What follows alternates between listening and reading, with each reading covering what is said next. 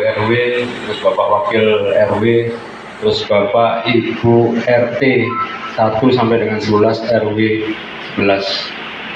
Alhamdulillah hari ini kita berkumpul di sini dalam rangka acara sosialisasi agen pemulihan IBM RPKN Kedungdoro. Sebelumnya saya mohon izin untuk memperkenalkan diri. Jadi saya di sini mewakili BNN Kota Surabaya. Nama saya Lukman Hakim.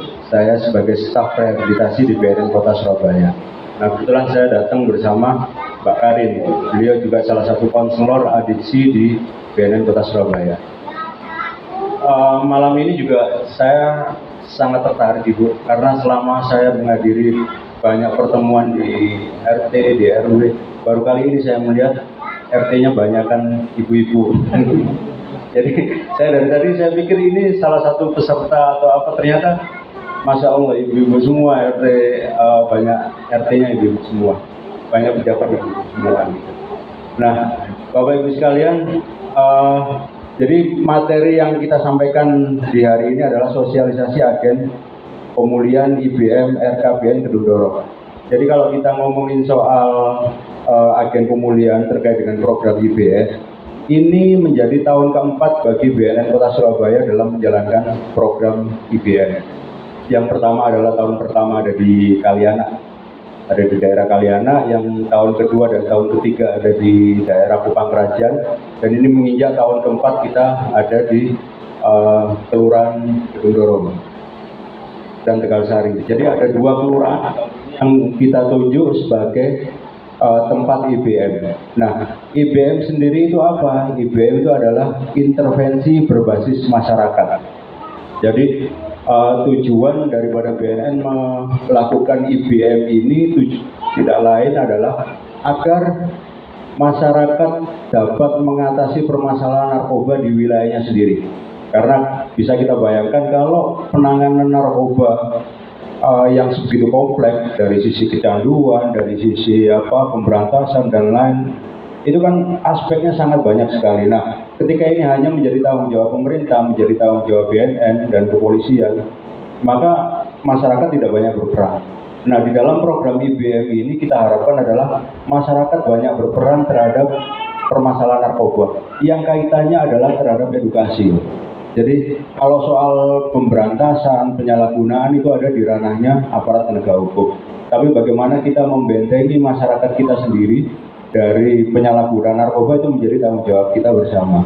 Makanya mudah-mudahan harapan kita adalah ke depan setelah hanya ada di dua kelurahan ini yang kita bina, nanti ini akan menjadi proyek percontohan bisa ditiru oleh kelurahan yang lainnya yang ada di Surabaya. Nah, memang selama ini BNN hanya karena terkait dengan anggaran hanya bisa untuk mengintervensi dua kelurahan.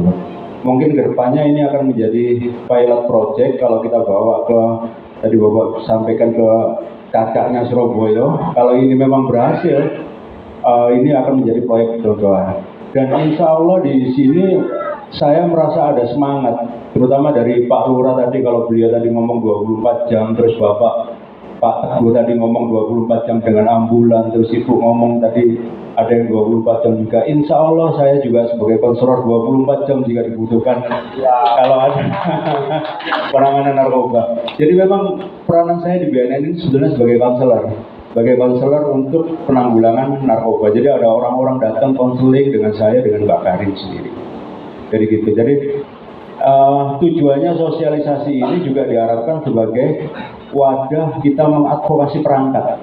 Jadi kalau nanti AP ini bergerak di wilayah Kedungdoro, terutama di RT RW, nah fungsi daripada sosialisasi ini adalah kita mengadvokasi perangkat desa agar mendukung supaya kegiatan ini berjalan dengan lancar. Nah, itu yang pertama. Yang kedua, karena program ini bekerja sama dengan BNN, kadang persepsi di masyarakat itu dalam tanda kutip bahwa BNN ini sebagai aparat penegak hukum. Nah, sebetulnya ini juga tidak sebetulnya salah, tapi kalau kita mengetahui di BNN itu sebetulnya ada program pemberdayaan juga, ada program pemulihan. Nah, ini adalah salah satu contoh kita mengedukasi masyarakat bagaimana turut berperan aktif dalam penanggulangan nafsa di Indonesia, dalam penanggulangan narkoba di Indonesia. supaya tugas kami juga tidak berat. Makanya kita adakan program IBM supaya masyarakat mempunyai mempunyai kekuatan sendiri dalam membangun wilayahnya. Jadi kalau ada orang yang terindikasi menggunakan narkoba yang dalam kategori tingkat ringan, itu bisa ditanggulangi sendiri. Atau memang jadi semacam kegiatan promotif preventif di masyarakat supaya di kampung kita itu aman, tidak berkembang. Tadi kalau Bapak Lurah menyampaikan bahwa salah satu penyakit masyarakat itu narkoba, memang benar. Apalagi kemarin kalau tidak salah kita mendengar berita bahwa ada balita positif narkoba. Nah sebetulnya bukan balitanya yang pakai narkoba, tapi betapa kurang ajarnya seseorang yang ketika mencikoki seorang balita tadi dengan minuman bekas pakai narkoba. Ya kan, berarti itu orangnya harus dihukum berat loh. Ya kan, ini kan semacam kita menganggap remeh barang setelah dibuat nyabu terus diminumkan ke bayi. Tujuannya apa kita nggak tahu. Nah, kalau masyarakat kita kuat, kita kan bisa mengedukasi masyarakat bahwa bahaya kita meminumkan air minum bekas sabu kepada bayi itu efeknya sangat luar biasa. Nah, ini akan menjadi tanggung jawab kita bersama. Nah, dengan adanya AP ini, harapan saya adalah harapan kita bersama. Semoga tingkat prevalensi di Kelurahan Gedung Doro, khususnya di RW sebelah dan RW sekitar ini menjadi berkurang.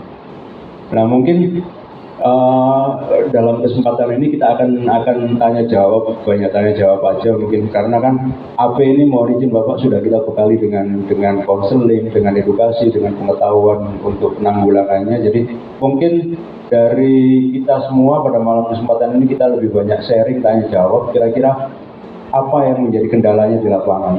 Dan satu hal lagi, jadi Bapak Ibu sekalian tidak perlu khawatir. Jadi peranan BNN masuk ke dalam warga ini sebenarnya bukan untuk memata-matai warga atau menakut-nakuti warga bahwa ini ada program masuk terus kita akan menyoroti warga mana pengguna terus akan kita tangkap. Tidak, kita jauh dari kesan seperti itu.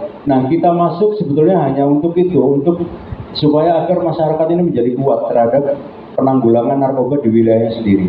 Jadi untuk yang terkait dengan kasus-kasus yang berat itu sebetulnya bukan ranahnya AP sebetulnya. Jadi ranahnya AP ini lebih kepada preventif, promotif, dan bagaimana ketika ada yang seseorang memakai yang hanya pada tingkat ringan itu bisa kita tanggulangi secara langsung. Nah, kalau yang berat-berat kita sudah sarankan mereka untuk dirujuk ke BNN ataupun ke rumah sakit. Jadi kita tidak menyentuh bandar, tidak menyentuh orang yang memakai dalam kategori yang berat, tidak. Tugas kita hanya memberikan penyuluhan supaya orang yang memakai tidak berkembang, gitu aja. Mungkin itu saja Bapak Ibu sekalian yang bisa saya sampaikan. Mungkin kita bisa lanjut dengan tanya jawab. Terima kasih. Wassalamualaikum warahmatullahi wabarakatuh.